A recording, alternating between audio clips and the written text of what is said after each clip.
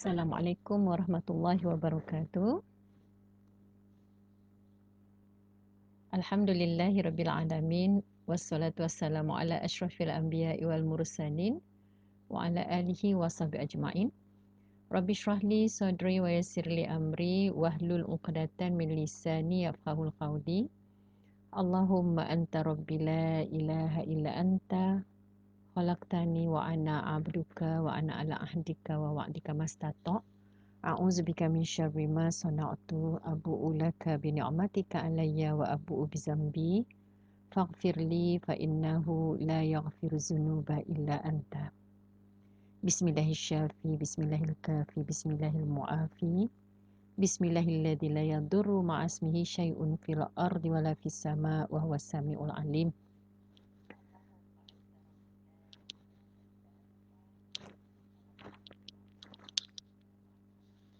Uh, Alhamdulillah ya, hari ini kita dapat bersama-sama lagi ya dalam topik darah wanita ni ya, dalam slot Jumaah with Ladies siri yang keempat ya, siri yang keempat. Jadi pada tajuk hari ini Ustazah akan tekankan adalah lebih kepada kita nak masuk pada tajuk istihadah dah ya.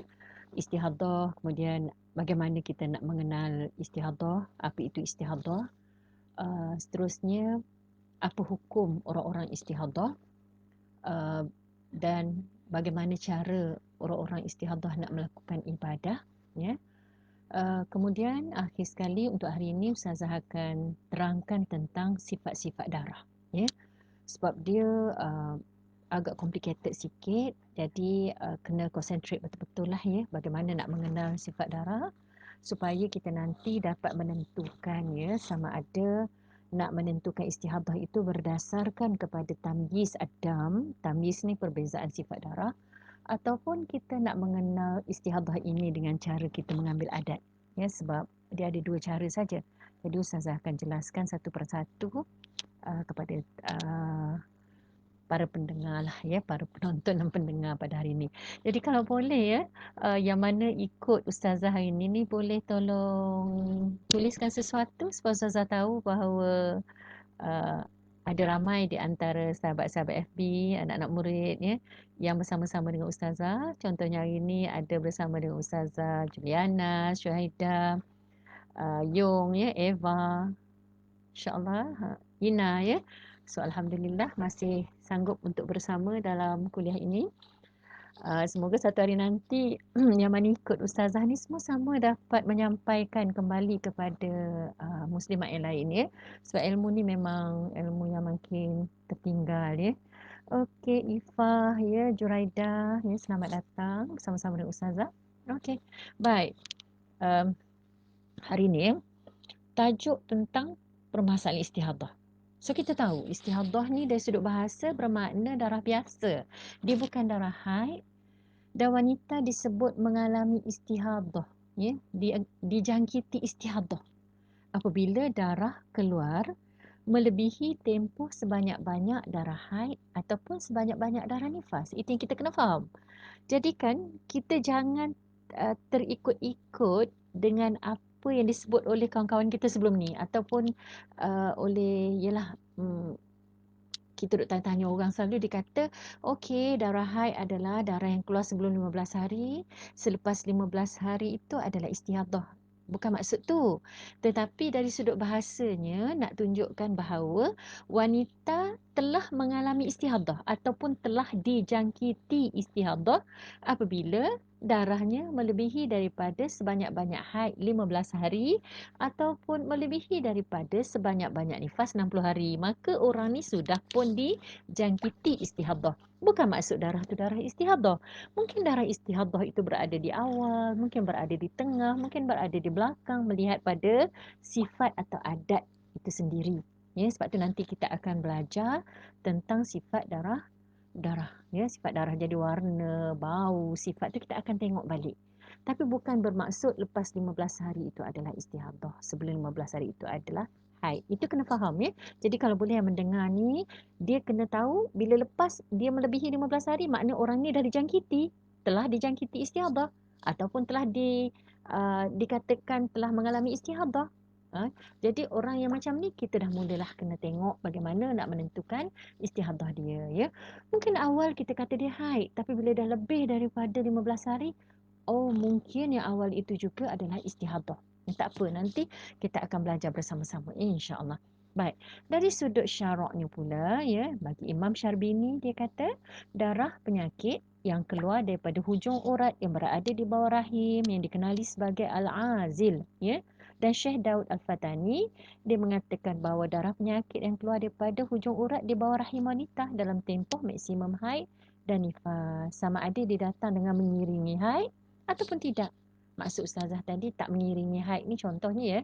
Dia datang 8 hari haid, lepas tu dia berhenti selama 10 hari, tiba-tiba datang balik. Masa tu mungkin istiadah.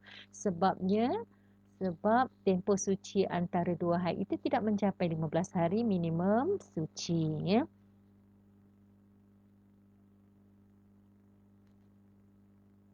Setakat ni dengar jelas tak?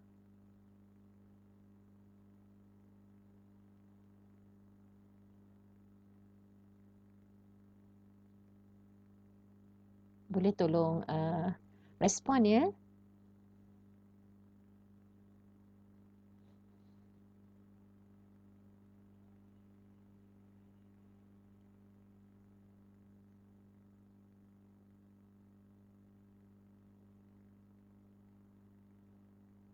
Okey, baik, Ustazah teruskan, ya. Ustazah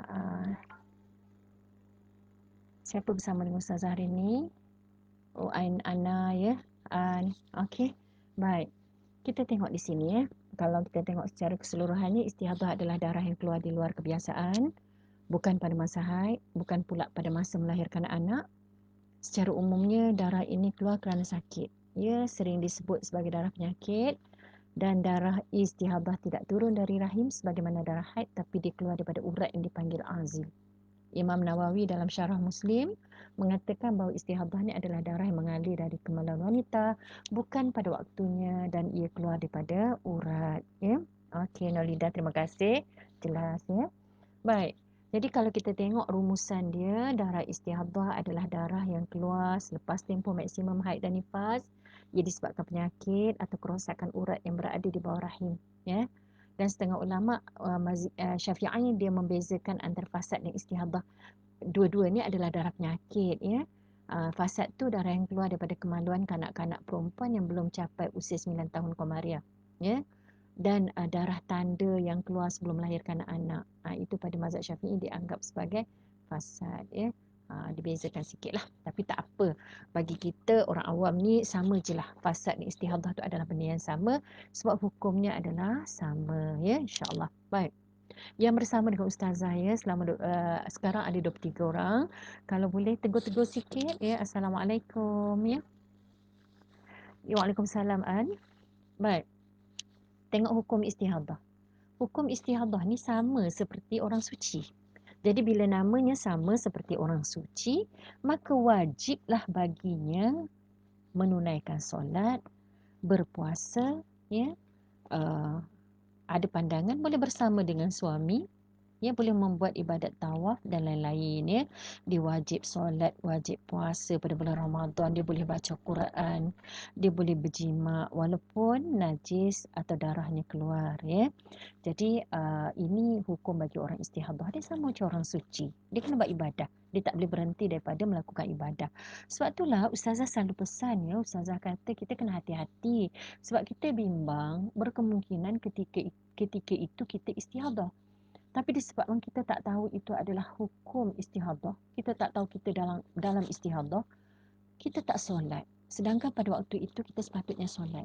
Sebab ramai antara anak-anak murid Ustazah sendiri ataupun muslimat-muslimat yang telefon Ustazah yang mana tak boleh nak tentukan yang mana satu istihadah ataupun haid, dia kata macam ni, Ustazah, masa keluar darah saya tak solat, tapi bila berhenti darah saya solat, ya. Jadi saya ambil kesimpulan macam tu je. Kalau ikut yang tak boleh lah. Sebab tu kita kena belajar, kita kena tahu yang mana betul-betul haid, yang mana istihadah. Ya, jadi kalau kita dah belajar, akhirnya kita berijtihad lah dengan ilmu yang kita ada. Tapi kalau kita tak belajar, macam mana kita nak ijtihad? Ya? Sebab haid ni dia bukan ada penjelasannya dengan jelas dalam Al-Quran dan Sunnah. Dia banyak berdasarkan kepada kajian Imam Syafi'i. Okey, Zah daripada Lumut ya. Terima kasih bersama dengan Kak Yus, Dr. Izzati. Waalaikumsalam. Okey, baik. Jadi di sini kita nak tengok ya. Orang yang beristihadah, yang pertama dihukumkan sama seperti orang suci. Wajib baginya solat, puasa dan sebagainya. Hukumnya sama dengan orang yang sil-sil bau. Tahu tak sil-sil bau? Sil-sil bau ni orang yang kencing tak putus. Orang yang daimul hadas. Ya? Kemudian wuduknya adalah untuk satu fardu dan beberapa sunat. Dan kita nak ambil wuduk, mestilah diambil apabila masuknya waktu solat. Okey. Jadi di sini Ustazah nak jelaskan sedikit lagi. Apa yang patut dibuat bagi orang yang istihadah ya, ataupun orang yang daimul hadas. Ya? Sakinah, ya, Waalaikumsalam. Baik. Apa yang patut dibuat bagi orang yang didatangi istihadah tadi? Bila dia nak ambil wuduk, dia kena buat apa? Masuk saja waktu, dia kena basuh farashnya. Cuci farashnya bersih-bersih. Kemudian sumbat farash itu dengan kapas atau seumpamanya supaya darah tak menitis. Ya. Kemudian kita wajib balut farash tersebut dengan cawat. Kalau dulu pakai cawat lah orang tua-tua dulu. Tapi sekarang kita dah ada pad semua tu ya. Tak perlu lagi kita pakai cawat lah. Ya. Pakai pad saja ya. Kemudian kita bersuci lah. Ya, sama ada kita berwuduk atau bertayamum sekiranya tidak ada air. Ya. Dan keempat-empat itu perlu dilakukan setiap kali kita nak menunaikan solat fardu. Dan apabila masuknya waktu solat. Kita tak boleh buat sebelum masuk waktu solat. Kena buat perkara-perkara yang Ustazah sebutkan tadi tu apabila masuk waktu solat. Ya. Okey. Dan selepas saja dia dah mengambil wuduk, kena bersegera bersolat. Kalau tidak, wuduknya akan batal. Dan dia wajib ulang balik semua empat-empat perkara yang saya sebut tadi. Basuh faraj, sumbat faraj dengan kapas, pakai pad ya, dan berwuduk semula. Jadi kena buat dengan segera. Okey. Timbul masalah kat sini.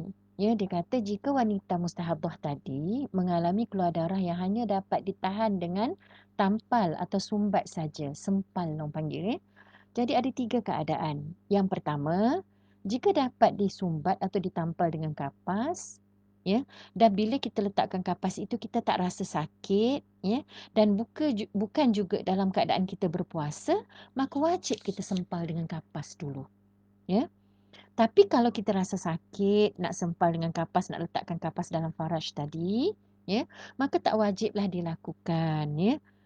Dan satu lagi apabila berpuasa, sebab dalam mazhab Syafi'i tak boleh memasukkan sesuatu ke dalam rongga badan.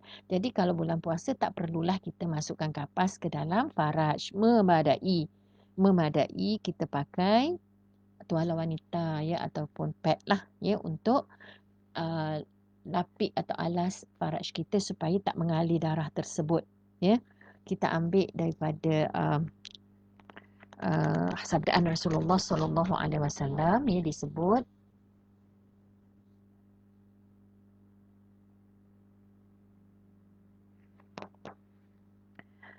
lapiklah kapas untuk farajmu, nescaya ia akan menghilangkan darah. Ya, itu yang dijawab kepada Hamnah bin Jahsy ketika Hamnah mengadu kepada baginda Rasulullah mengenai banyaknya darah yang keluar daripada farajnya. Ya, jadi kata Rasulullah, lapiklah faraj itu, ya, lapiklah faraj itu dengan kapas, nescaya akan menghilangkan darah. Ya. Lepas tu Hamnah jawab. Hamnah kata darah tu lebih banyak daripada yang dijangkakan. Baginda kata lagi, ya, baginda bersabda lagi, kekanglah darah itu. Ya. Maksudnya letaklah dulu kain perca lah. Ya. Ikatlah, ya, letaklah di tempat darah tersebut dan ikatlah dua hujungnya di atas pinggangmu. Ya, macam orang tua dulu dia pakai kain, kemudian diikat pinggang kat kain tu kan. Kemudian setelah dia memakai tuala wanita, darah meleleh juga, maka perkara itu dimaafkan. Sebab tu tadi Ustazah kata, kena letak kapas dulu, kemudian baru pakai pad. Ya. Kemudian kalau dah kita jaga betul-betul dah, dia masih meleleh, itu dimaafkan. Ya. Tapi kalau kita lalai, ya, ataupun kita cuai, hukumnya berdosa dan wuduk kita batal. Ya. Dan setelah saja kita mengambil wuduk tadi, ya, kita kena bersegera untuk menunaikan solat. Tak boleh lengah-lengah, melainkan jika terdapatnya maslahat-maslahat lain lah. Ya, contohnya nak menunggu jemaah ke ataupun nak mencari telekung ke, semua yang berkaitan dengan apa nama solat, ya. Kadang-kadang nak cari arah kiblat ke, ya, nak tunggu jemaah jawab azan, ya. Itu semua dimaafkan. Tapi kalau sahaja lambatkan kerana makan ataupun berbual-bual, ya, sembang-sembang saja, yang itu dibatal. Ya, jadi sebab tu diminta supaya setiap orang selepas saja berwuduk terus saja tunaikan solat, ya. Okey. Yang ini yang Tuan sebut tadi, memulai istinja, sumbat dengan kapas, pakai cawat, kemudian berwuduk, ya. Dan semua ini perlu dibuat setiap kali masuk waktu, pada setiap kali nak solat ataupun nak tawaf fardu, ya. Tapi kalau lepas tu kita nak solat sunat, tak apa dah, ya, okey dah, tak ada masalah, ya. Kemudian masalah yang keempat, dia kata jika seorang wanita mustahadah berhenti darah istihadahnya setelah selesai mengambil atau semasa mengambil wuduk, maka wajiblah dia membasuh farajnya dan mengambil wuduk semula. Ya, kalau dia elok-elok dia dah ambil wuduk, dia tengok darah dah tak keluar dah. Dia kena ambil wuduk semula. Ya, kerana diihtimalkan di sini bahawa wajib baginya mengerjakan solat dalam keadaan suci daripada hadas dan najis disebabkan darah istihadahnya telah terputus dan tidak datang lagi. Ya, dia kenalah berwuduk semula. Okey. Tapi kalau darah istihadah tu datang kembali sedangkan tempoh masa tak cukup untuk kerjakan solat, kalau dia nak ambil wuduk yang baru, ya, sama ada darah istihadah itu datang kembali mengikut adatnya atau berdasarkan sangkaan dia saja, maka tak wajiblah dia nak ambil wuduk semula. Memadai dia solat dengan wuduk tadi, ya, wuduk yang dia ambil mula tu. Faham kan? Okey. Yang kelima, orang yang sentiasa keluar air kencing, kencing tak lawas, ataupun kita sebut sebagai silsil baul, ya, ataupun sentiasa keluar wadi, mazi, hukumnya samalah macam orang istihadah.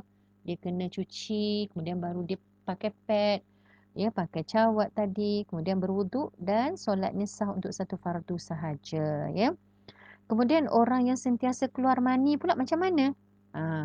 Kalau orang yang sentiasa keluar mani, maknanya dia kena mandi sebelum dia mengerjakan solat fardu. Sebab keluar mani ni kena mandi wajib, ya. Dia kena mandi setiap kali nak solat fardu, ya.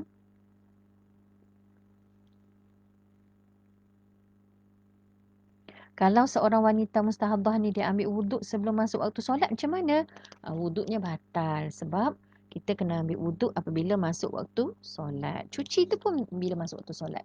Kalau kita cuci sebelum masuk waktu solat, kemudian kita tunggu je kita ambil wuduk selepas masuk waktu solat pun tak sah. Jadi cuci semua tu pun mesti dibuat apabila masuknya waktu solat, ya. Macam mana pula kalau misalnya dia selesai saja solat, berhenti dah istihadah dia, tak ada dah. Jadi dengan sendirinya wuduk itu batal tetapi solatnya sah. Maknanya kalau dia nak solat lagi sekali dia kena ambil wuduk balik lah. Tapi dia nak ambil wuduk balik tu tak terikat dah. Mesti masuk waktu. Sebab pada waktu tu dah tak ada lagi istihadah. Jadi kalau kita tengok di sini, kesimpulan dia, orang yang datang istihadah ini adalah sama hukumnya dengan orang suci. Dia kena melakukan ibadah sebagaimana orang-orang suci. Ini merujuk kepada hadis Rasulullah sallallahu alaihi wasallam, an Aisyah qalat ja'at Fatimah bintu Abi Hubaish ila Nabi sallallahu alaihi wasallam faqalat ya Rasulullah inni imra'atun ustahadu fala athuru afa ada'u salata faqala Rasulullah sallallahu alaihi wasallam la innama zaliki irqun wa laysa bihaidi fa iza aqbalat haidatuki fada'i as-salata wa iza adbarat faghsili anki ad-dama thumma salli qala wa qala abi thumma tawaddai li kulli salatin hatta yaji adzalikal waktu. Ini daripada Sahih Bukhari. Diriwayatkan daripada Aisyah radhiyallahu anha, Fatimah binti Abi Hubaish telah datang bertemu dengan Rasulullah sallallahu alaihi wasallam dan berkata, "Wahai Rasulullah, aku adalah seorang perempuan yang beristihadah dan oleh kerana itu aku tak suci. Adakah aku boleh meninggalkan solat?" Sabda Nabi SAW, "Jangan kamu meninggalkan solat. Ianya hanyalah istihadah. Itu adalah dari jenis darah penyakit, bukan darah haid. Apabila haid datang, kamu tinggalkan solat. Apabila ia putus, yakni berhenti, maka bersihkan dirimu daripada darah tersebut dengan mandi dan hendaklah engkau menunaikan solat." Jadi kalau ikut hadis ni, ini sahaja yang diterangkan oleh Rasulullah. Bila datang haid berhenti, bila datang istihadah solat. Tapi kita tak tahu macam mana nak tentukan yang mana satu istihadah, yang mana satu haid. Yang ni yang kita duk belajar ni. Yang ini yang kita nak belajar, nak menentukan yang mana satu istihadah, yang mana satu haid. Supaya kita tidak tersilap. Ya, kalaupun kita tersilap setelah kita berijtihad, setelah kita belajar, semoga Allah ampunkan kita. Sebab ijtihad yang betul, 2 pahala. Ijtihad yang salah, 1 pahala. Tapi kalau hari ni kita nak ijtihad, kita dengan tak ada ilmu, macam mana kita nak ijtihad kan? Sebab tu yang Ustazah kata kita kena belajar. Sebab apa yang ada, apa yang diterangkan oleh Rasulullah, sebegini saja. Jadi sebab itulah Imam Syafi'i telah pun mengkaji tentang haid ini dan kajiannya telah selesai, ya. Jadi kalau siapa yang nak lawan apa yang dibuat, bukan nak sebut lawan tak cantik sangat, ya. Um, nak bagi pandangan yang lebih daripada Imam Syafi'i, maknanya dia kena kaji balik lah. Kena kaji sebagaimana Imam Syafi'i kaji, lihat balik manusia-manusia, uh, cari wanita-wanita, jadikan dia subjek untuk kita kaji, ya. Dan setelah kita puas hati, kita boleh buat satu kesimpulan, satu kaedah, kita boleh lah, ya. Nak apa tu? Nak buat kaedah baru, ya. Baik. Ni tadi Ustazah dah jelaskan tentang cara wuduk istihadah, ya. Dan niatnya tu, ya. Okey, tadi terlupa nak terangkan tentang niat, ya. Niat untuk orang-orang istihadah ni, ya, dia berbeza daripada niat biasa. Sebab apa? Kalau biasa kita kata saja nawaitu raf'al hadasil asghar lillahi ta'ala, dia lepas. Sahaja aku mengangkat hadas kecil kerana Allah Ta'ala, dia terangkatlah. Tapi kita nak kata angkat hadas kecil macam mana? Sebab kita masih berhadas. Darah masih keluar. Sebab tu kita kena niat spesifik, ya. Contohnya, nawaitul fardul wudu lil istibahati solah lillahi ta'ala. Sahaja aku mengambil wuduk untuk, ya, membolehkan aku solat kerana Allah Ta'ala. Itu kalau kita nak sebutlah lil istibahati solah.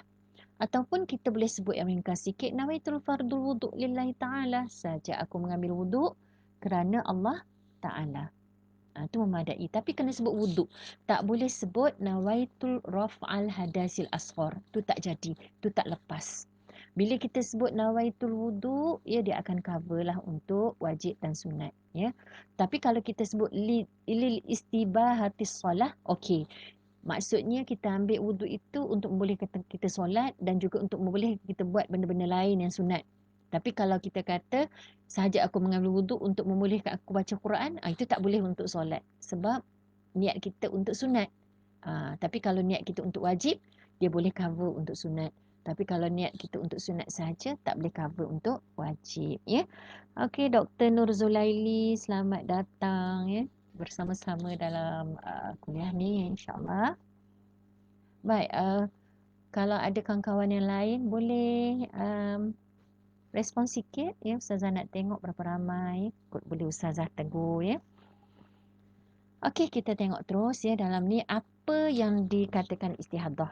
Ya, kita nak tahu, ya, yang mana satu yang dikatakan istihadah, darah yang bagaimana yang dikatakan istihadah. Kemudian baru kita tengoklah hukum dia yang mana satu, nak cek balik, ya, kat mana istihadah, kat mana haid, ya. Baik, istihadah ni yang pertama, darah yang keluar, ya, darah yang keluar kurang dari tempoh minimum haid 24 jam. Kalau dia keluar kurang, dia datang sikit je, lepas tu tak datang-datang dah, ya. Tak datang-datang dah. Selepas tu dia datang selama 3 jam saja contohnya. Lepas tu dah tak datang dah. Itu bukan darah haid, itu adalah darah istihadah. Ya. Darah yang keluar kurang dari tempoh minimum haid 24 jam. Ataupun dia datang hari ni sejam, besok dia datang 2 jam, lusa dia datang sejam, ya. Campur-campur-campur, tak cukup juga 24 jam, ya. Maknanya dia kena qada baliklah semua solatnya. Sebab itu semua adalah istihadah. Baik, soalan Azmah ya, dia kata seandainya niat yang dibaca tak spesifik, adakah tak terangkat hadas kecilnya dan tak sah solatnya? Okey, kalau disebut wuduk sahaja, nawaitul fardul wuduk lillahi ta'ala. Okey, dia cover semua. Dia cover yang wajib, dia cover yang sunat. Tadi yang Ustazah sebut, yang disebut spesifik tu disebut sahaja aku mengambil wuduk untuk membolehkan aku solat. Itu okey. Sebab solat itu yang fardu. Jadi dia boleh cover yang sunat. Tapi kalau disebut yang sunat, dia tak cover yang fardu. Dia hanya cover yang sunat sahaja. Ya. Okey.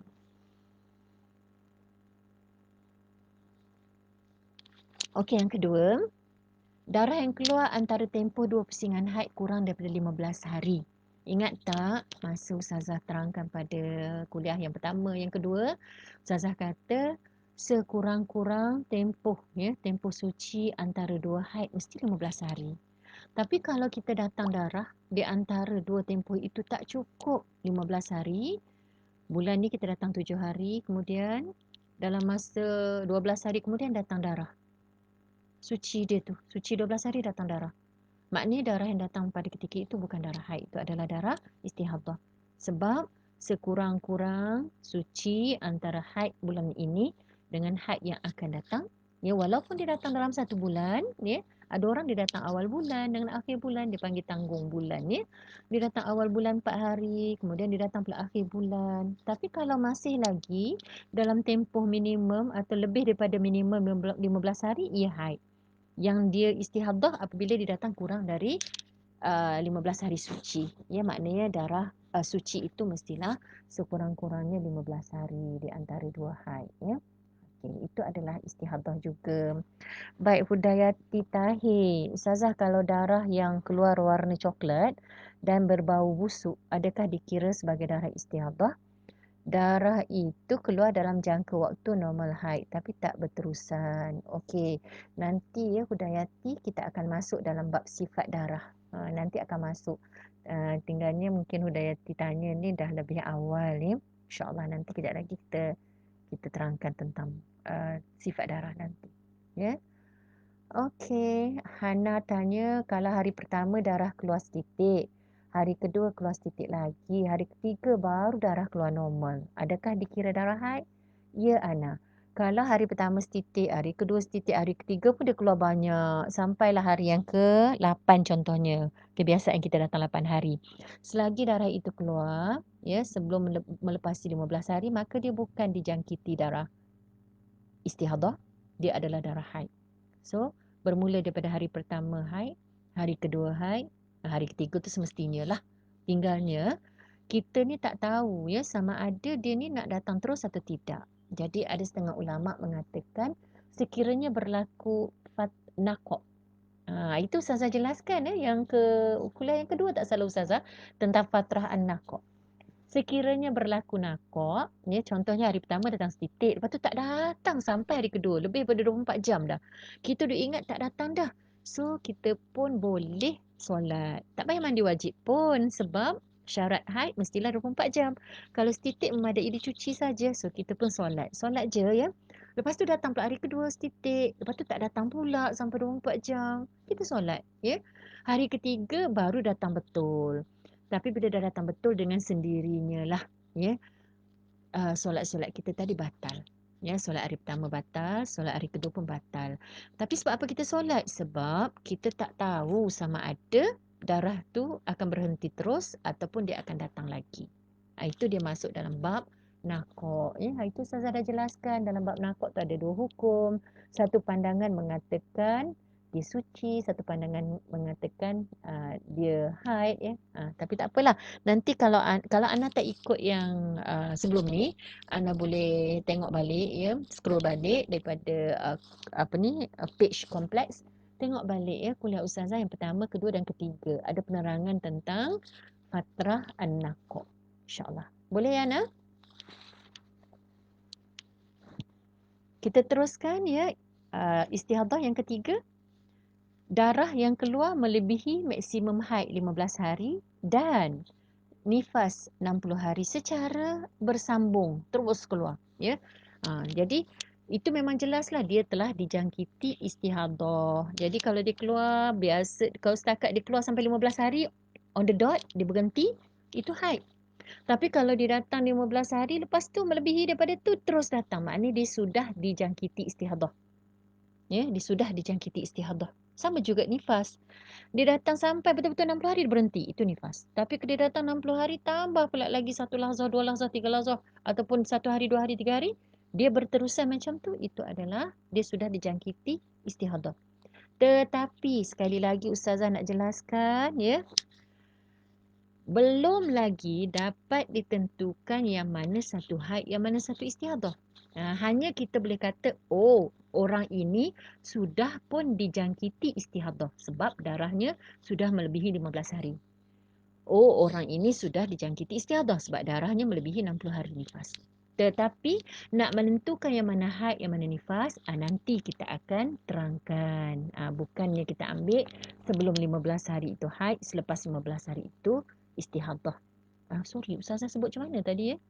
Nifas dengan haid ke? Maaf ya. Ustazah nak jelaskan bahawa kalau 15 hari datang selebihnya tu, dia telah dijangkiti istihadah. Tetapi bukan bermaksud sampai 15 hari itu haid, 15 hari ke atas tu istihadah. Bukan. Kita kena tengok kaedah-kaedahnya nanti. Jadi harap-harap boleh faham ya. Ijun ya, Ijun. Selamat datang. Sama-sama dengan Ustazah ya. Yang lain-lain tu tak tegur pun, ya, boleh tegur sikit sebab Ustazah nak tahu siapa yang ada bersama dengan Ustazah hari ni, ya. Boleh nanti Ustazah boleh follow up, ya, sekiranya ada apa-apa lagi yang boleh Ustazah kongsi, ya. Baik, yang keempat.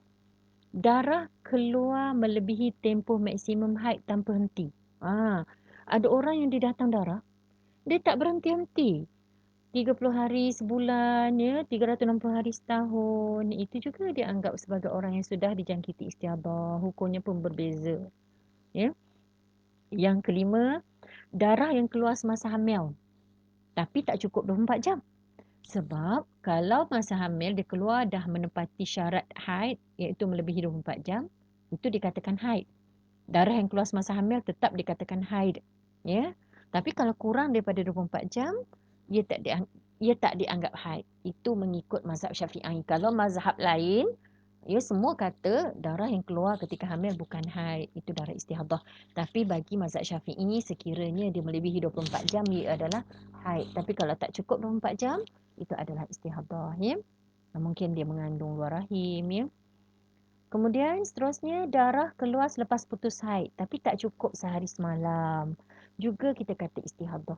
Tapi kalaulah dia keluar mencukupi 24 jam atau lebih daripada 24 jam, bagi mazhab Syafi'i tetap ia dianggap sebagai haid walaupun dia sudah menopause. Ya, Waalaikumsalam Syahada.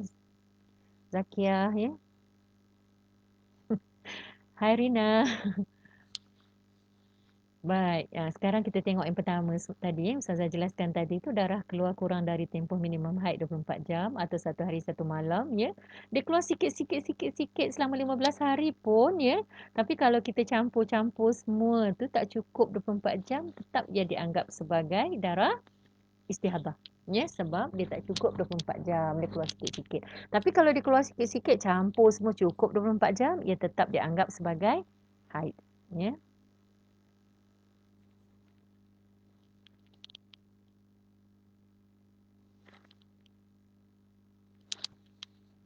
Yang ini kita tengok. Darah yang keluar antara tempoh 2 pusingan haid kurang daripada 15 hari. Kita cuba tengok. Bulan Julai dia datang 21 sampai 3 hari bulan. 22, 23, 24, 25, 26. Sorry. Yalah kan. 20, 21, 21, 22, 23, 24, 25, 26, 27, 28, 29, 30. Ya. 1, 2, 3. Ya. Kemudian dia berhenti. Dia berhenti selama 1, 2, 3, 4, 5, 6, 7, 8, 9, 10, 11, 12. Datang balik pada 16. Jadi maknanya di sini, ya, darah yang datang pada 16 hari bulan itu adalah istihadah. Sebab tempoh suci dia tak cukup 15 hari. Ya. Itu pun salah satu. Kemudian,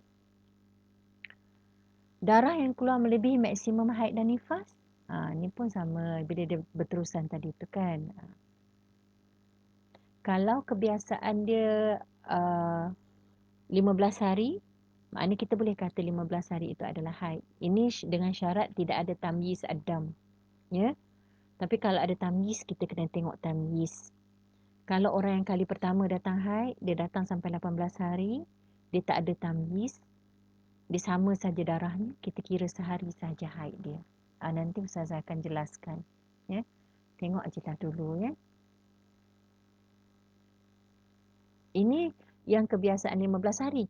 Tapi kalau kebiasaan dia 8 hari, maknanya 8 hari sahaja haid. 9 sampai 18 itu adalah istihadah. Itu kalau kita tengok adat dan sekiranya darah itu tidak ada tamyiz. Contohnya darah itu sama saja warna dia daripada hari pertama sampai hari terakhir. Ya, dia ada syarat-syarat tamyiz. Nanti Ustazah akan jelaskan tentang syarat-syarat tamyiz, insya-Allah. Ya, banyak lagi ni nak belajar ya.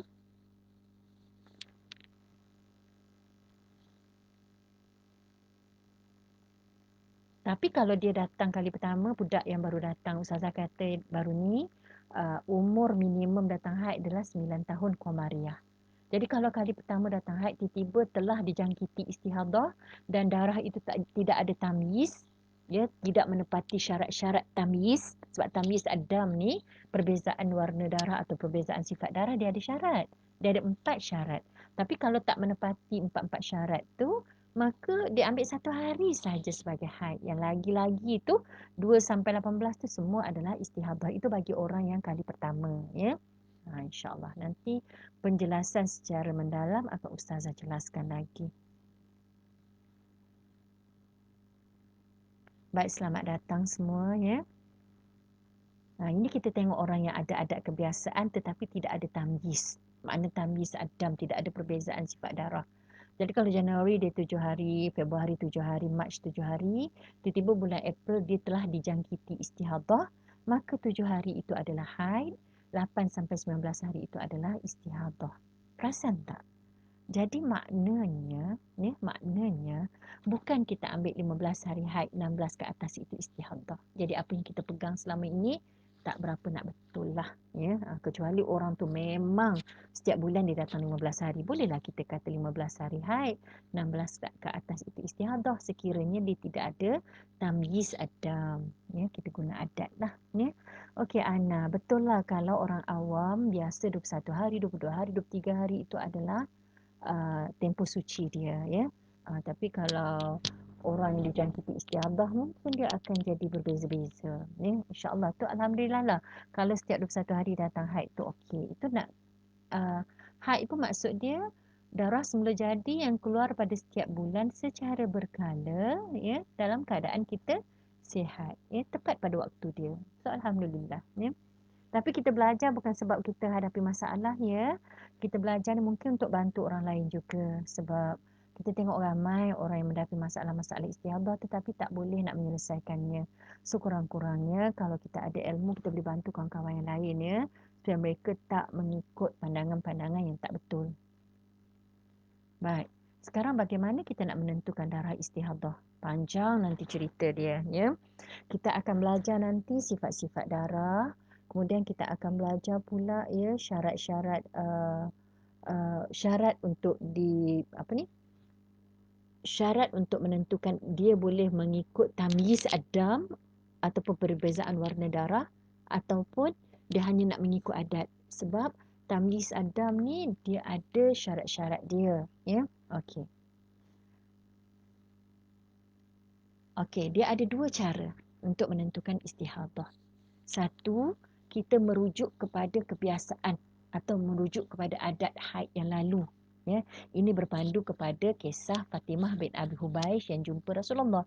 Ya, disebut di sini dengan maksudnya lah ya. Aisyah bercerita, dia kata Fatimah binti Abu Hubaish datang mengadu kepada Rasulullah sallallahu alaihi wasallam. Sesungguhnya aku kedatangan haid tanpa putus-putus. Adakah aku perlu meninggalkan solat? Nabi jawab, tidak. Sesungguhnya itu adalah darah dari urat. Ya, irq. Ia bukan darah haid. Oleh demikian, janganlah kamu tinggalkan solat pada keseluruhan hari datangnya darah itu. Akan tetapi, kamu tinggalkan solat pada hari-hari kamu biasa kedatangan haid padanya. Kemudian apabila habis hari-hari tersebut, hendaklah kamu mandi dan tunaikan solat. Jadi ini berpandukan adat. Maknanya, kalau kita biasa datang 7 hari, maknanya bulan uh, seterusnya tu kita ikut adatnya 7 hari. Kalau kita tak ada tamyiz adam, ya. Suisna Tahir, Ustazah, anak dagang haid kebiasaannya lebih kurang 15 hari. Tapi Ustazah tak faham lah Suisna apa maksudnya tu.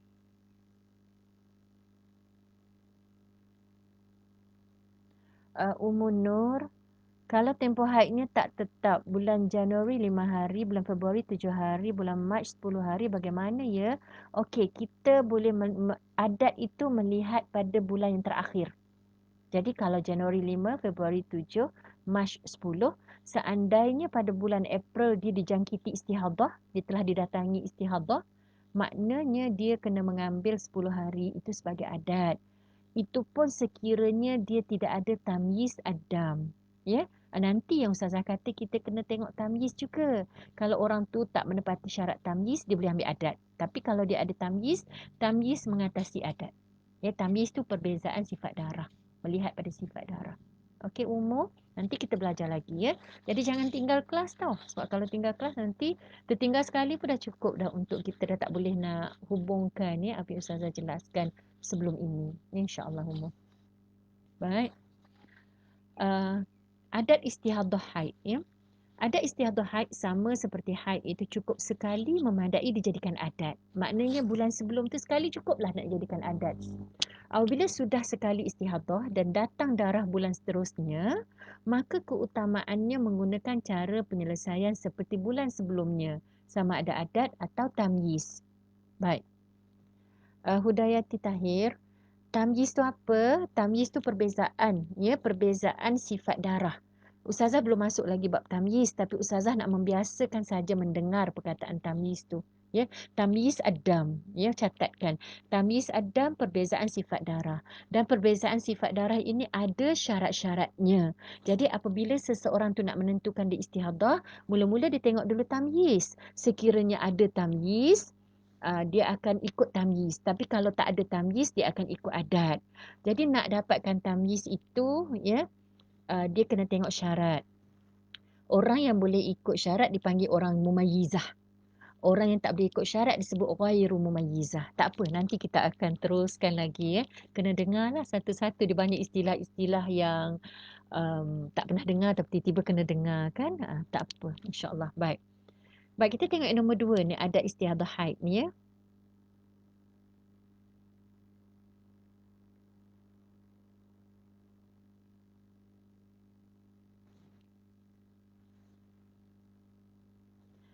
Swisna, nanti kita tengok dulu, ya, sebab ni dia case by case, ya. Anak-anak Puan Swisna ni dia case by case. Jadi nanti Swisna hubungi Ustazah secara peribadi lah, ya. Kau boleh masuk saja Facebook Ustazah, ya, ataupun boleh hubungi Ustazah. Nanti kita akan tengok balik. Ustazah akan tanya satu persatu sebab tak dapat jawab kalau Ustazah dapat maklumat secara macam ni saja. Ustazah kena tanya sangat spesifik untuk menentukan yang mana satu istihadah, yang mana satu haid, ya. InsyaAllah Swisna. Nanti Ustazah bantu. Noreha, dalam bulan Ramadan anak saya datang bulan lebih 15 hari tapi haid berhenti pada hari ke-8 dan keluar haid kembali pada hari ke-13. Soalan saya, adakah sah puasa anak saya hari suci yang ke-9, ke-12 itu? Harap Ustazah dapat beri pencerahan. Okey Noreha. Noreha buka balik kuliah yang kedua atau yang ketiga. Dia ada dua, ya. So dalam kuliah tersebut Ustazah dijelaskan tentang fatrah an-naqa'. Hari-hari suci dalam hari-hari haid. Ya, maksudnya dia suci ketika dalam haid. Contoh dia datang 8 hari, dia berhenti, kemudian datang balik pada hari 13, kemudian dia berhenti. Jadi apa kaedah dia, apa pandangan ulama'. InsyaAllah ada di situ. Tengok tajuk Fatrah An-Naqa'. Ya, InsyaAllah ada di situ dijelaskan. Dia ada dua keadaan. Boleh Noreha ya? Kalau tak boleh nanti kalau tak jumpa juga nanti Ustazah bantulah, boleh hubungi Ustazah kemudian. Ya. Okey, kita tengok yang kedua ni. Apabila sudah sekali istihadah dan datang darah bulan seterusnya, maka keutamaan menggunakan cara penyelesaian seperti bulan sebelumnya. Okey. Katalah bulan ni datang 7 hari. Bulan April, bulan Mac dia datang 7 hari. Bulan April dia datang 20 hari. Pada ketika itu dia tengok-tengok, nak tengok tamyiz Adam tidak menepati syarat. So dia ikut adat. Adat 7 hari sahaja. Jadi bila dia datang pada bulan Mei, sama juga macam uh, bulan April, melebihi daripada 15 hari sampai 20 hari, dia boleh menggunakan penyelesaian cara adat seperti mana yang digunakan pada bulan April. Ya, saya ulang sekali lagi. Kalau istihadah pertama, penyelesaian guna adat. Ya, tengok tu. Penjelasan yang nombor 3 tu. Jika istihadah pertama, penyelesaiannya guna adat 6 hari, maka bulan hadapan datang, masuk saja hari ke-7, dia boleh mandi wajib, boleh solat, boleh puasa. Walaupun belum pasti dia istihadah. Ya, sebab berkemungkinan bulan seterusnya itu pun sama juga. Dia akan jadi istihadah. Tapi kalau tiba-tiba dia berhenti sebelum cukup 15 hari, berhenti pada hari ke-8, batallah solat dia pada hari ke-7 dan ke-8. Maknanya jadi adat baliklah sampai 8 hari. Ya. Jika istihadah pertama penyelesaian guna tamyiz, bulan seterusnya juga hendaklah diselesaikan dengan tamyiz. Walaupun berbeza bilangan hari. Okey. Contohnya pada bulan April, diselesaikan ikut tamyiz. Darah dia boleh kenal warna hitam, merah, coklat semua. Dia ambil hitam tu 8 hari. Bulan seterusnya tu tiba-tiba hitam hanya 5 hari sahaja. So dia boleh ambil ikut tamyiz walaupun bilangan harinya tidak sama dengan hari sebelumnya. Okey? Baik. Dia bagi contoh di situ. Contohnya 6 hari darah hitam, 10 hari merah, maka apabila bulan hadapan datang istihadah, tetapi cuma 4 hari saja hitam, bukan 6 lagi ya. Selepas itu bertukar merah, maka wajiblah dia mandi hadas pada hari yang kelima. Solat, puasa dan sebagainya. Walaupun belum pasti itu istihadah atau tidak. Tapi macam tadi juga Ustazah kata ya, kalau misalnya darah itu berhenti sebelum cukup 15 hari, maknanya semua sekali itu adalah haid dan semua solat dan puasa itu batal. Ya. Tapi seandainya darah itu melebihi 15 hari, dah okey dah. Maknanya solat, puasa dia semua diterima oleh Allah Subhanahu wa taala. Okey. Okey, adat haid. Macam mana kita nak menentukan adat haid? Adat haid ni cukup ya, cukup sekali sudah boleh dikira sebagai adat. Ya. Bulan lepas bulan Januari tadi disebut ya, bulan Januari 5 hari, bulan Februari 7 hari, bulan Mac 10 hari, maka sekiranya bulan April datang 20 hari, adat dia adalah 10 hari. Ya. Tiba-tiba bulan Mei datang 6 hari saja. Bulan 7 jadi balik datang 20 hari. Maknanya kita ambil yang terakhir. Yang 6 hari itu sebagai adat. Maknanya adat itu mengikut pada bulan yang terdekat. Jadi setiap orang mempunyai adat yang berbeza. Ya. Tak adalah sama ya, walaupun ramai orang yang datang 7 atau 8 hari, tapi adat mengikut mengikut individu itu sendiri ya. Ada orang yang datang adatnya hanya 6 hari, ada adatnya 14 hari ya. Ada adat 15 hari ya. Okey, baik, seterusnya tengok pula adat istihadah nifas. Tadi kita kata adat istihadah haid ya. Adat istihadah nifas sama seperti haid, cukup sekali memadai dijadikan adat. Maknanya kalau orang tu dah bersalin pada kelahiran yang pertama, ya, dia hanya datang darah nifasnya 20 hari. Sekali ni darah nifasnya melebihi 60 hari, maka kita kembali kepada 20 hari aja haid, ya. Yang selebihnya itu adalah istihadah, ya. Ramai orang tak tengok pun ya. Kalau kita tanya pun ramai orang tak boleh jawab ya. Bila kita tanya anak pertama berapa hari haid apa ni darah keluar, tak ingat ya. Anak yang kedua berapa hari, tak ingat juga. Anak ketiga berapa hari, tak ingat juga. Tapi mujurlah sebab darah itu tidak melebihi 60 hari. Jadi kalau tak melebihi 60 hari, tak kisahlah dia datang banyak mana pun 20 hari ke 30 hari, 40 hari, ia tetap dianggap sebagai darah nifas. Tapi seandainya ya, darah itu keluar melebihi daripada 60 hari, ya, kita kena kembali kepada adat. Kena tengoklah anak yang terakhir tu darah nifasnya berapa hari. Ya. Okey, jadi kalaulah apabila sudah sekali istihadah nifas, maka pada kelahiran seterusnya keutamaan menggunakan cara penyelesaian seperti kelahiran sebelumnya. Sama ada kita nak guna adat ataupun tamyiz. Ya. Jika istihadah pertama penyelesaian guna tamyiz, kelahiran seterusnya juga hendaklah diselesaikan dengan tamyiz walaupun berbeza bilangan hari. Ya. Tamyiz tu apa? Tamyiz itu adalah perbezaan sifat darah. Tamyiz adam. Ya. Jika istihadah pertama penyelesaian guna adat 40 hari, maka apabila kelahiran akan datang, masuk saja hari ke-41, wajiblah dia mandi walaupun darah masih keluar. Sebab kita tak tahu sama ada kita akan dijangkiti istihadah atau tidak. Sekiranya kita dijangkiti istihadah maknanya darah lebih daripada 60 hari, sahlah semua solat kita daripada hari 41. Tetapi sekiranya tiba-tiba darah itu berhenti pada hari yang ke-50, batallah semua solat kita bermula daripada hari 41. Okey. Okey, dapat ya?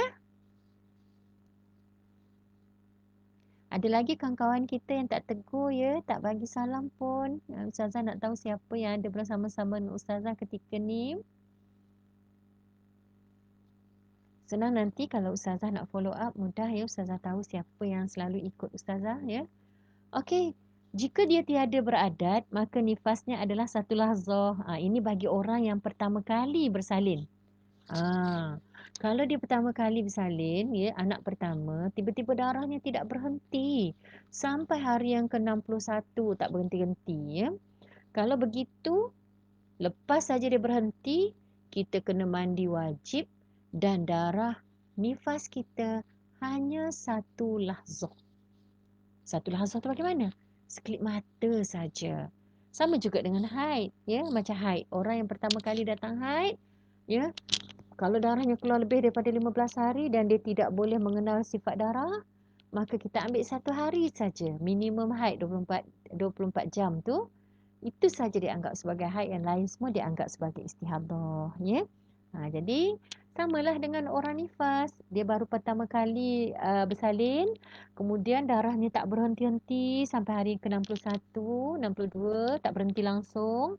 Maka dengan sendirinya, nifasnya hanyalah satu lahzah. Tapi kalau dia berhenti pada hari 59, berhenti walaupun satu hari, hari 61 datang balik, itu kita boleh kata dia nifas sampai hari yang ke-59. Hari 61 kita boleh kata dia haid. Ya? Dia haid. Jadi maknanya hanya satu hari je beza. Ya? Itu Ustazah dah jelaskan juga ya masa Ustazah mengajar bab nifas pada minggu lepas ya. Jadi kalau siapa yang tak sempat nak ikut ya, boleh tengok balik ya pada tajuk-tajuk sebelum ini. InsyaAllah semoga dapat membantu. Ya Syarianti, selamat datang. Syarizatul Faizura ya. Zanariah ya. Alhamdulillah dapat bersama-sama dengan Ustazah ya.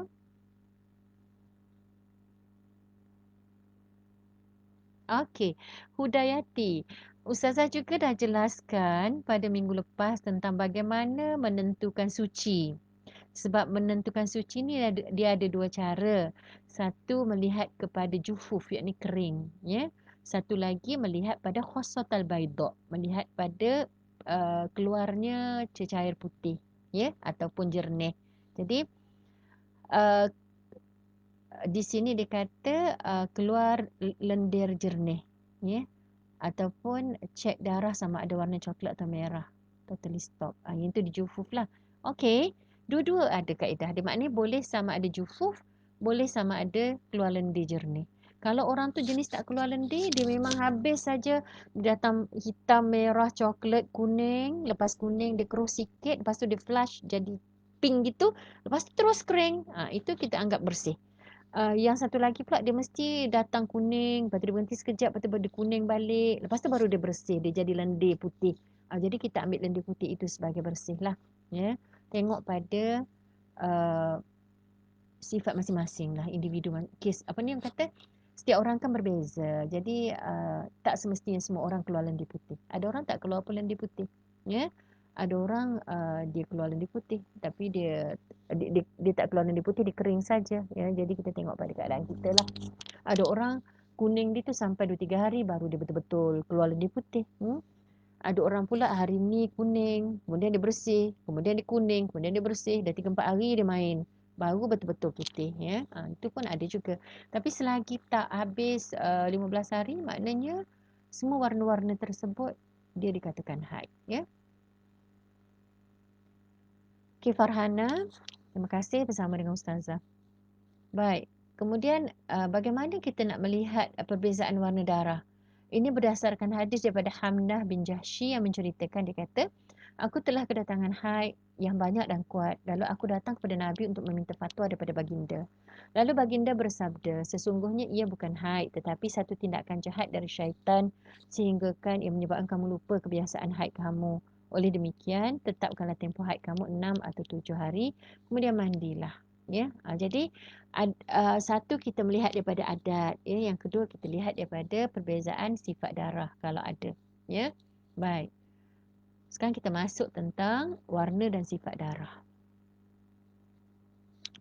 Kita ada masa berapa lama lagi ya? Oh, sikit je lagi, ada 3 minit je lagi ya.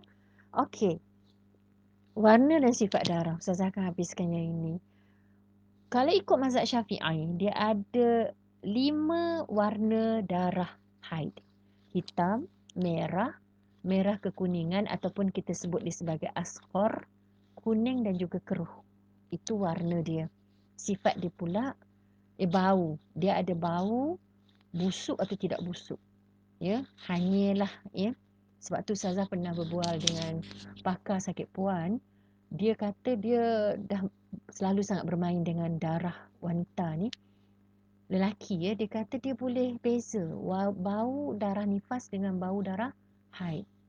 Ya, dia boleh beza antara darah istihadah dengan darah haid. Sebab tu kita, walaupun kita ni orang perempuan, kadang-kadang kita sendiri tak boleh nak bezakan ya. Sebab kita bukan bidang kita. Dan orang lelaki ni, kita lalu sebelah dia pun kadang-kadang boleh dia bau haid kita. Sebab tu kita kena jaga kebersihan ya. Bila datang haid, kena selalu ganti pad kita ya. Jangan pakai lama sangat ya. Jaga bau ya. Jadi benda-benda ni kita kena jagalah supaya tak kata menjatuhkan meruah kita lah sebagai seorang perempuan ya. Kemudian keadaan, ada masa kita tengok betul-betul pekat ya. Ada masa cair saja, merah cair je, pink saja. Okey. Kalaulah warna-warna ini semua ataupun bau dan keadaan ini, sifat ini berlaku dalam tempoh kurang dari 15 hari, 1, 2, 3, 4, 5, 6, 7, 8, 9, 10, 11, 12, 13, 14, 15. Ya, memang itu je hari-harinya, kurang ataupun 15 hari, semua itu adalah haid. Tak ada khilaf. Semua ulama kata kalau datanglah warna apa pun, tadi soalan ya daripada siapa tadi yang tanya soalan ke Ustazah.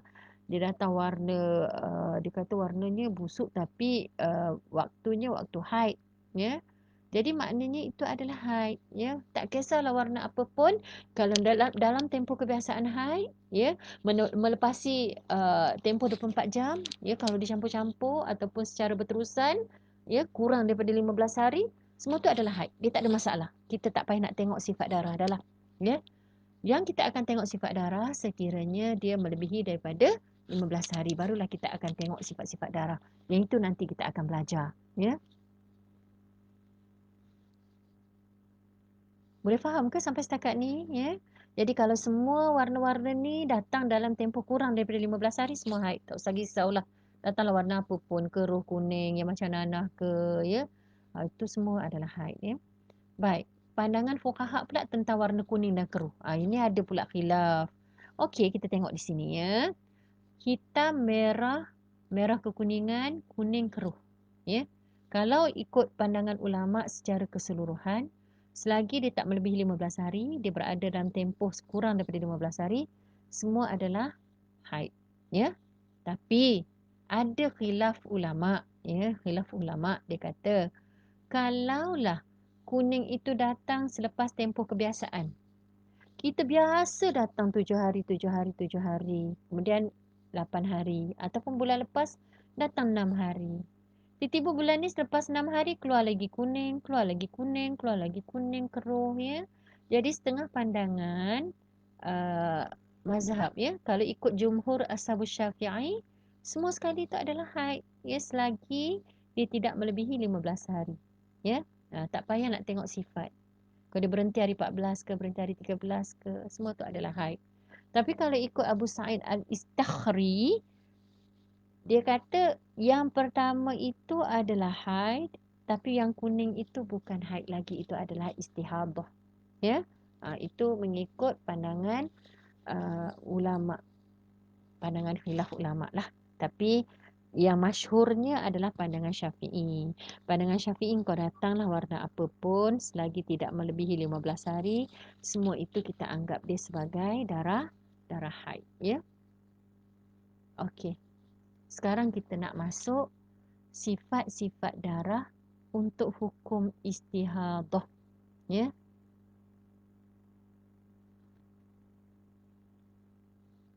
Yang ini ni ustazah nak kena jelaskan panjang lebar.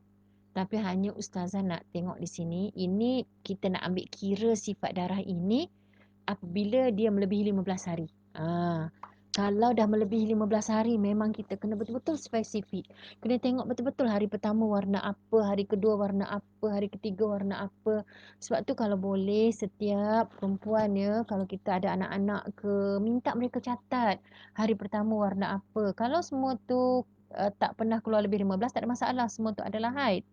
Tapi kalau lebih, kita kena ambil kira setiap sifat itu. Ya. Jadi kena tengoklah hari ni warna hitam, baunya busuk, pekat. Ya. Hari kedua pula hitam, busuk, cair. Hari ketiga hitam, busuk, cair. Hari keempat merah, busuk, cair. Tulis semua tu. Sebab benda tu mempengaruhi kuat dan lemahnya. Bagi kita menentukan yang mana satu istihadah, yang mana satu haid. Ya, okey. Contohnya kita tengok di sini. Kalau merah pekat kehitaman berbanding dengan warna merah. Jadi, yang pekat kehitaman itu adalah haid, yang merah itu istihadah. Kalau merah dengan merah muda, yang merah itu haid, yang merah muda itu istihadah. Merah muda dengan kuning, merah muda itu haid, kuning itu istihadah. Kalau kuning dengan keruh, kuning haid, keruh itu istihadah. Semua ni kita akan lihat sekiranya darah kita melebihi daripada 15 hari. Ya. Jadi ada kemungkinan hari pertama dia kuning, hari kedua kuning, hari ketiga kuning, hari keempat hitam, hari kelima hitam, hari keenam, hari ketujuh hitam, hari ke-8 kuning balik, kuning keruh sampai hari yang ke-20. Bermakna hari yang keempat sampai hari yang ketujuh tu sahaja haid. Yang awal itu bukan haid dan yang akhir itu juga bukan haid. Itu adalah istihadah. Ya, bila dia melebihi daripada 15 hari. Jadi kita kena tengoklah, itu yang kita kata tengok tamyiz adam, tengok perbezaan sifat darah. Kalau tak melebihi 15 tak ada masalah. Semua sekali itu adalah darah haid. Sama juga kalau kita tengok dari sudut kepekatan atau bau darah. Kalau darah kental, pekat, ya, dia lebih kuat daripada darah cair. Kalau darah yang berbau kuat, lebih kuat daripada darah yang tak berbau, yang kurang baunya. Jadi kita tengok balik satu-satu, ya. Kita tengok yang ini, ya. Sebelum ustazah berhenti, ustazah nak tunjukkan dulu contoh yang ini sebelum kita berhenti, ya. Ini bila kita sudah dijangkiti dengan istihadah, kita akan lihat sifat-sifat ini. Itu sebab kadang-kadang ustazah tak dapat jawab soalan daripada jemaah. Ya. Sebab bila ustazah tanya, okey, kebiasaan datang haid berapa hari, dia boleh jawab. Bulan lepas dia datang 8 hari, okey lagi. Sekali ni darah saya dah melebihi daripada 15 hari. Okey. Ustazah tanya bagaimana sifat darah. Oh, saya tak tanda, dia kata. Bila dia tak tanda, susah untuk ustazah jelaskan. Ya. So, kita kena ingat balik. Hari pertama warna apa, hari kedua warna apa. Sebab benda ni dia akan mempengaruhi. Ya. Contoh, hitam, pekat, busuk. Dia ada 3 sifat tu. Warna, kepekatan, bau. 3 benda. Hitam, pekat, busuk, dia lebih kuat daripada hitam, pekat, tak busuk. Sebab yang kedua itu hanya ada 2 sifat. Ya. Hitam pekat tidak busuk pula, dia lebih kuat dari hitam cair busuk. Sebab hitam pekat, hitam itu mengatasi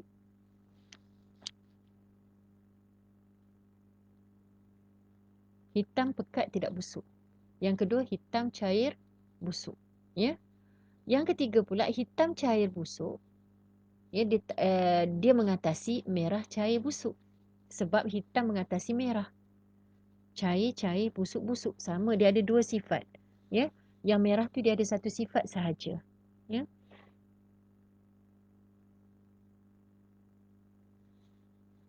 Kemudian yang di bawah tu merah pekat busuk lebih kuat daripada hitam cair tak busuk. Walaupun dia merah, tapi dia ada dua sifat. Dia ada pekat, dia ada busuk. Yang kedua tu hitam cair tak busuk. Ya, dia hanya ada satu sifat kuat sahaja, hitam sahaja. Okey. Hitam cair tak busuk pula lebih kuat daripada merah pekat tak busuk. Sebab apa? Yang merah pekat dia ada satu kekuatan pekat, hitam cair tidak busuk, hitam itu ada satu kekuatan. Ya. Kemudian merah pekat tak busuk dia lebih kuat daripada merah cair busuk. Ya. Okey. Ada setengah-setengah keadaan kita tengok mereka mempunyai satu sifat yang sama atau dua sifat yang sama, balance lah. Ya. Tetapi di situ kita akan tengok yang mana keluar dahulu itu dikatakan lebih kuat daripada yang keluar kemudian. Kadang-kadang dia kekuatan dia sama. Ya, macam contoh ni ya. Hitam cair tak busuk, hitam satu. Merah pekat tak busuk, pekat satu. Tapi disebabkan yang hitam cair tak busuk tu keluar dahulu, dia mengatasi yang merah pekat tak busuk. Sama juga dengan merah pekat tak busuk, dia ada satu pekat. Yang ni merah cair busuk, dia ada satu sifat busuk. Pekat dan busuk. Tapi disebabkan merah pekat tak busuk tadi keluar dahulu sebelum merah cair busuk, dia sama saja kekuatan dia. Kita anggap yang pertama itu, yang datang dahulu itu lebih kuat daripada yang kedua. Ya. Jadi harap boleh faham lah yang ini. Kalau tak faham nanti minggu depan Ustazah ulang balik sikit lah. Ya. Jadi macam ni ya. Jika sifat-sifat darah mendorong ke arah kuat dimiliki oleh sebahagian darah yang lain, sama dengan yang dimiliki oleh sebahagian darah yang lain, ya, maka yang dihukumi sebagai darah yang kuat adalah darah yang terlebih dahulu keluar. Sebab semua sifat darah tu sama level. Ya. Merah pekat busuk, dia ada dua sifat. Hitam pekat tak busuk, dia ada dua sifat. Hitam cair busuk, dia ada dua sifat. Tetapi disebabkan merah pekat busuk itu keluar dahulu, jadi dia adalah lebih kuat dari hitam pekat tak busuk. Sama juga dengan hitam pekat tidak busuk tadi, keluar lebih dahulu daripada hitam cair busuk, maka dia adalah lebih kuat berbanding dengan yang ketiga tadi. Ya? Okey. Jadi Ustazah rasa Ustazah berhenti dulu sampai setakat ni, insya-Allah. Ini untuk sekadar pengenalan yang Ustazah sebut sebagai tamyiz ad-dam, ya, perbezaan sifat darah. Jadi kita kena tahu perbezaan sifat darah, kita kena tahu warna darah, kita kena tahu sifat dia, kental, pekat, cair, dan kita kena tahu bau dia hanyir, busuk atau tidak, ya. Sebab inilah yang akan mempengaruhi semasa kita nak menentukan hukum, yang mana satu hukum haid, yang mana satu hukum istihadah, insya-Allah. Jadi semoga kita semua mendapat manfaat, ya. Tidak banyak sikit pun kita dapat manfaat. Ya, semoga Allah mengampunkan kita dalam proses kita belajar ni.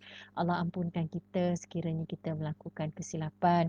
Tapi kalau kita tak belajar, tersilap, yang itu kita bimbang, takut Allah berikan kita dosa sebab kita tak menuntut ilmu dan kita termasuk dalam golongan orang-orang yang lalai dan cuai. Ya.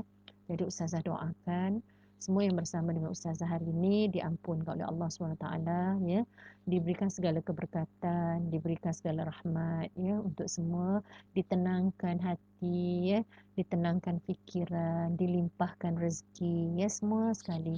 Semoga semuanya dalam keadaan nikmat, ya, dalam keadaan tenang, ya, dalam keadaan diridai oleh Allah Subhanahu Wa Taala. Sehingga kita berjumpa lagi minggu depan, ya, pada minggu yang kelima, ya. Semoga kita terus disihatkan oleh Allah. Sekian saja, wabillahi taufiq wal hidayah. Wassalamualaikum warahmatullahi wabarakatuh.